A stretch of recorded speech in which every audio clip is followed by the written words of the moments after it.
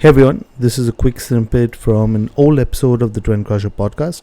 This goes all the way back to June 2023 when Tom, aka Fountainhead, was touring across India and I got a chance to speak to him.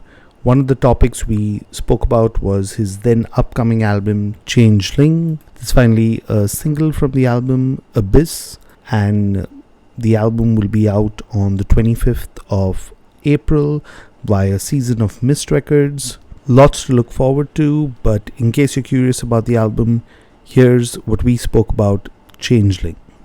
Want to transition into a bit of the music, right? Because one of the things I've Yeah, heard is definitely. you're, and actually even saw on social media, is you're playing some of the tracks of your upcoming album. And again, I hope I don't mess it up, but it's called Changeling. How do you say it? Yeah, Changeling. Okay, not yeah, bad. Yeah. spot on. Changeling. Yeah. So, I mean, you did put a teaser up, so I know the fact that you're actually playing the song Abyss as part of your current set on the India Mhm. tour. Uh, what can you tell me about the album so far, at least? Like, at least stuff that you can reveal. Right. So Changeling is a very big project for me. It is the most expensive, so the most big budget project I've ever done, even more so than the Obscura Acrosis album. So for the past 3 years, everything has been going into this album. Um, it has over 50 musicians from all over the world. It also has a band lineup for drums, bass, guitar, obviously, and vocals. It's a vocal album, very much. It is a concept album, and it is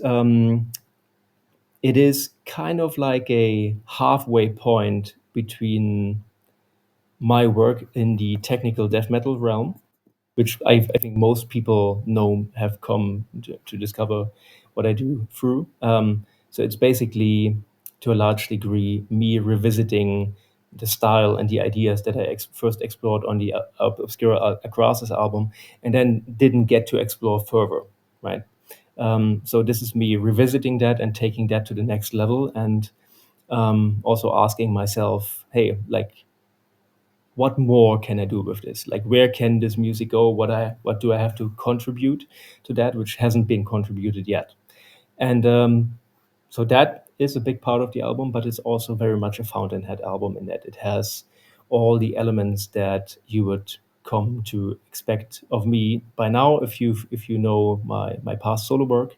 And all of those things come together in over 60 minutes of music, going from very short to the point single pieces to my follow up to Weltseele, which was the 15-minute song uh, on the Obscura Acrosis album. And so this is part two at the end of this album. Okay, I'm sorry. I'm still Yeah. digesting the fact that you have 50 musicians on the album. I Yeah. mean, at this point, I think you could also be a project manager of sorts, right? If you manage like, Oh yeah, it feels like that. Yeah, sometime during the project, I felt like the CEO of a company, like constantly on the phone, navigating different things and schedules, and it was quite intense. Yeah. but take me through that, right? I mean, like, because let's be honest, a lot of musicians are not known to be like great managers or great people who kind of handle things like that. How did Mm. you, especially on this album, because I want to tap into that, how did you kind of play the dual role of, hey, this is the music I've written and stuff like that, and then now I've got these musicians all to manage? And it, like, I'll give you my example, right? There are times where I have to literally say, you know what, this 1 hour I'm just going to do creative stuff, get ideas, kind of get bored, do whatever. But then there's a certain point I'm like, okay, I have to be like on point, on focus in there. At least that's how I kind of manage it. And doing it in one day literally feels a bit like crazy at points. But then I have to Yeah. kind of like block out time. What's your secret sauce? I don't know. I don't think I can tell you the secret sauce, but I can tell you that for me personally, the reason that I was able to do that, I think, I haven't really thought about it until you just asked me that question. I just sort of did. And I think if I sit myself down for a moment and analyze why that is, why I was able to make that work, which is not to say that I did it perfectly or anything. But here we are, and the album is finished, so that's saying something. Now, I have been working in the music industry in many different situations and wore many different hats. And I think most of your audience might not know the fact, like the people who know of me um, might just know me as a guitar player or a songwriter or one or both, but not as many people know that I'm also a music producer and a mixing and mastering engineer, and I also coach people through difficult stages in their musical career. So I'm basically a underpaid psychologist, therapist for musicians, and I do all of these things with passion. And managing a project like that basically requires you to switch these hats on a daily basis. But the good thing is that all of these hats I've worn before, so it was none of those things was like a completely new experience, but just the intensity and the scale of it was definitely something that I had not experienced before. And quite honestly, if I had known what I would get myself into, I probably wouldn't have done it. Which is, I guess, a good way to describe a lot of the things I've done in my career. Um, and I'm glad that I'm the kind of stupid or the kind of naive, if you want to give it a positive spin, that just goes out to do these things and then kind of shoots first, asks questions later, and then figures out a way to make this happen, even though the mountain of work and things to navigate and to solve, problems to solve, occasionally just threatens to overwhelm and just bury you underneath it. Okay, so which kind of brings me to the point, right? Because I do know that you're a mixing and mastering engineer. How do you kind of, again, I'm tapping into process, and I'm realizing that Mhm. sometimes you don't, may not or may not have. How do you kind of like, here's a project I get paid to do, and here's my project, right? Or have you mixed and mastered actually this album? That's a good question to ask you first. Yeah, Okay, so yeah. is there a different approach that you have towards, say, projects that you work on with our other bands, or towards your own project? How do you kind of distinguish, or there is no distinction really? The distinction is probably that I have a lot of confidence in my decision making and a lot of confidence in my taste and opinion as an artist and as a engineer when I'm working with other people. The moment I start mixing my own albums, I become an insecure mess that takes way too long to make decisions and desperately needs feedback by other well-meaning entities that are involved with me in the process to make progress. That's the difference. Okay, and Like if you're asking technical differences, I don't think there's so many technical differences because I always tend to try to like bring in everything in the kitchen sink, like everything, like all the skill level that I have acquired over the years to make it the best it can be. But like I never consciously decide to give less. I know it sounds arrogant, but when I do something, I really don't care if it's a tiny local band or if it's like a signed international project. Like it has to be 120% effort every time. Um, and so that hasn't changed, and it doesn't change from working for other people or working for my own stuff. But it's definitely psychologically a very different space. And also, if we want to talk technical specifics, this album is a first also in that I not only mixed and mastered it for stereo, but I also mixed and mastered it. I mean, that's not a true statement because I haven't done that yet. That's still one of the things that is in the near future when I come back from this tour. But this album will be the first, to my knowledge, death metal album specifically mastered and also sort of kind of written for spatial audio and Dolby Atmos in particular. wow, that'll be interesting, right? Oh I yeah. mean, like, I'm a Spotify user, so unfortunately, I don't have access to that, but like Apple users. Oh, you will. I hear rumors that it's going Okay, that it's okay, coming. that's perfect. But like that's one of the things that Apple Music has their leg up on Spotify and others on, right? With the spatial audio, and you're Hmm. seeing more and more albums coming in. So, but the difference, I mean, like again, correct me technically, right? Like it's the same thing with like albums that were recorded in digital and then just like basically master, I mean, put on vinyl, right? There is that thing. And Hmm. when you say specifically written for or there for spatial audio, there's a huge difference in that, right? Oh, 100%. Yeah. It's I think it also that we are on the precipice of a giant change to the music industry, and to the way that people create music when we do move from writing and imagining music in stereo to writing and imagining music in a 360-degree space. And I think that's super exciting and one of the most exciting things to have happened to music to musicians in the past 50 years. Okay. All and more so. And I know there's a lot of controversial opinions about that, and a lot of people lately have been coming out saying, "Well, that's just a fad, that's bullshit, and it's just advertising and Apple and big corporations trying to push that." And maybe that's true, but that doesn't change the fact that this technology and this change into a new way of working creatively is massively important, has massive potential for creating things that have never been possible before, and we have never been able to dream those things into reality the way that we can now. And I'm very interested in that, and I'm very happy to yeah to work on the forefront of that if I can. Okay.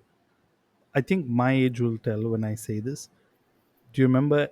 Super Audio CDs, SACDs? I do. Yeah. When you were talking and you were saying fads, I was like, fuck, whatever happened to that? Yep. But It made a bunch of money and then yeah. died within 2 years.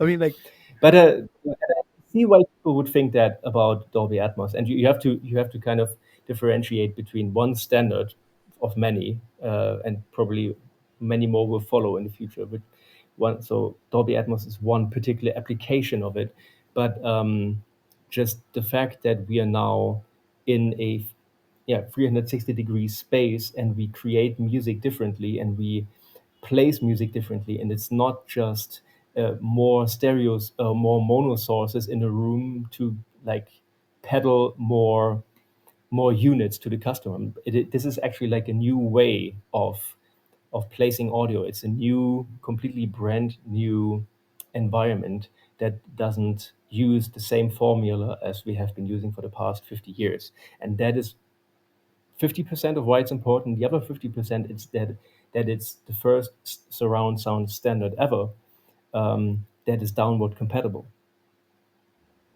So the fact that I get to mix in Atmos and you get to hear my Atmos mix on your headphones that you're wearing right now is amazing. Of course, it's not perfect, and you're not gonna experience what I hear in the studio on those headphones. It's physically impossible. But just the fact that that translation is being made for you by the algorithm, by the technology, points, in my opinion, to the fact that there's a very bright future for this technology because now we can bridge that gap. We don't have to have like exclusive circles of audio files knee jerking, circle jerking to like their super expensive shit.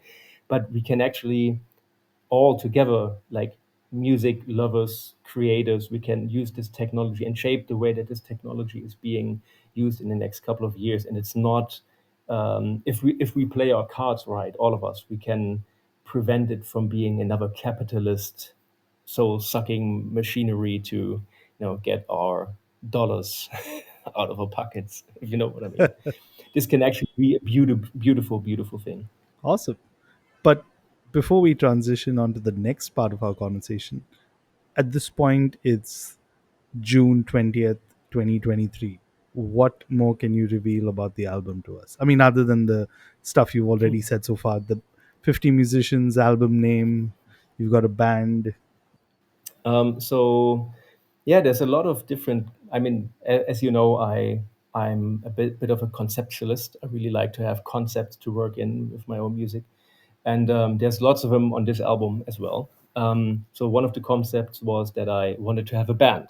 So that is also very different from my past solo works in that every song has the same basic template. We have the same bass player, the same bass tone. We have the same drummer with the same kit. We have the same vocalist, and then me on guitar. So there's like a backdrop that doesn't change. But then every song has different ways of orchestration. So one song will have microtonal keyboards. One song will have a gospel choir. One song will have a string quartet. One song actually does have like an invented language that me and Florian, the vocalist, came up with, like more him than I.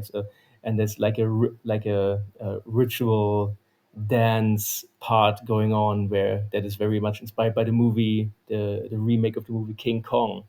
So that is very strange, but if you're here, it will make sense. And then yeah, another song, the song Abyss, has a female choir that is very much inspired by the work of Giorgio Ligeti and his piece Lux Eterna, which is like a microtonal um, serialist classical music piece used in the movie 2001: A Space Odyssey. And I put that into like a doomy, morbid angely death metal context.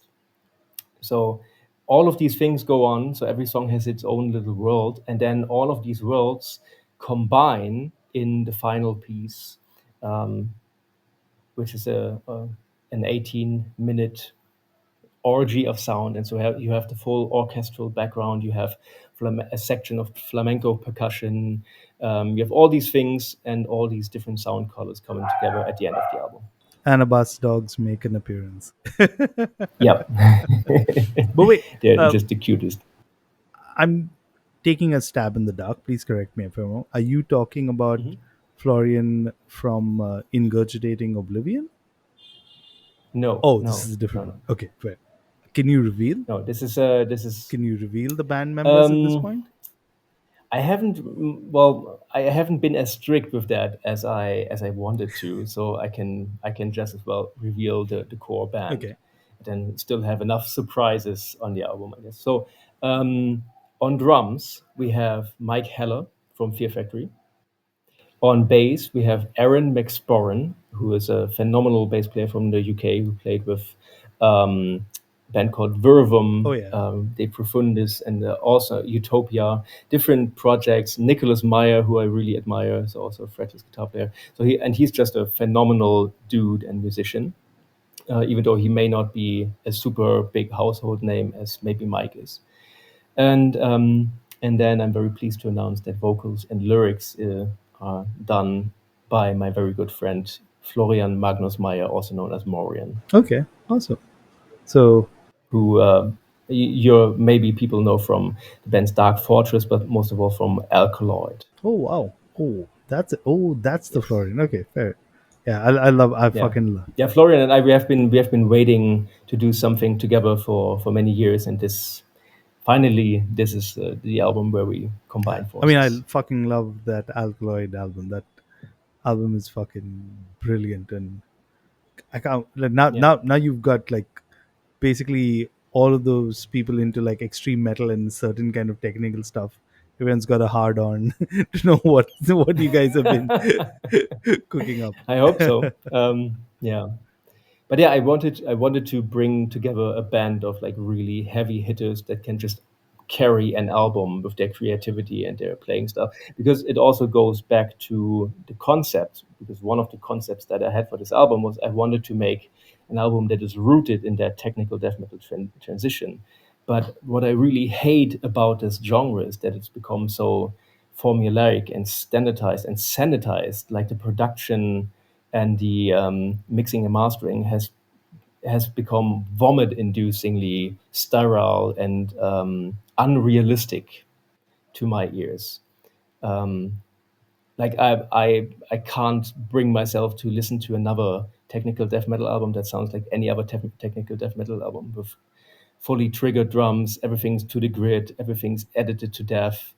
The guitars jump in a millisecond from the first fret to like a sweep arpeggio and the 24th fret, and you're like, really?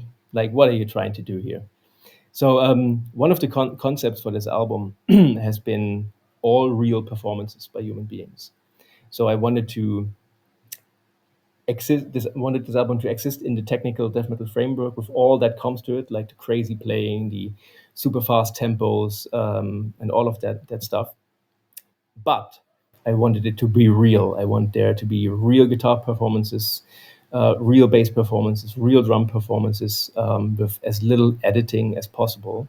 And so I needed and wanted to have people who would be up to that task. And I'm very happy to say that these peeps outshined me on all of these aspects without breaking a sweat, and that's beautiful. Okay, I think we should park the conversation about the album here and have a much longer conversation once the album's out, because then I'll get to nerd over these various I'd love aspects to. and we can like link back to it. Yeah. Uh, that's all from this clip. As promised towards the end, we'll definitely reach out to Tom for more about Changeling, and if you want to know when it'll be out, follow me on social media. Links to all my profiles are in the description. I'm Trendcrusher on most social media platforms. Hit subscribe on this episode, and I'll see you all very soon. Cheers.